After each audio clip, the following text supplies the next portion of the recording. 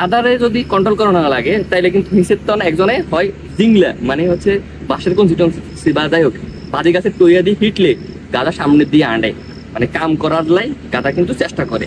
তো আঙ্গ জীবনের মধ্যে বাপ চাচা দাদা দাদি মা খালাদার আছে, এছাড়া আমগরে যদি হচ্ছে ওই যে কঞ্চি দিই বাঁশ দিই কিংবা হচ্ছে লাড়ি দিই না হিটে তাহলে আমরা ওই গাদার খাটনিটা থাকতাম না আর জীবনও সফল হতাম না। আবার আরেকটা জিনিস করলে গাদা কিন্তু কাম করে, এটা হচ্ছে গলার মধ্যে রশি ধরে টানলে গাদা কিন্তু ওই যে হিটের মধ্যে যে যা কিছু আপনি উড়াই দিবেন পদার্থ যায় এগুলো যাইব।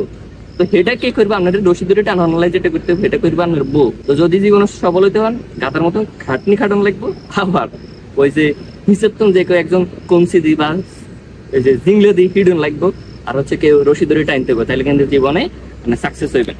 তো যাই হোক গাদা তো দাবি করতেছেন, গাদার মতন খাটেন, পরিবার জন্য কিছু করেন, নিজের জন্য কিছু করেন, তাহলে কিন্তু মনের মধ্যে একটা শান্তি হইবেন।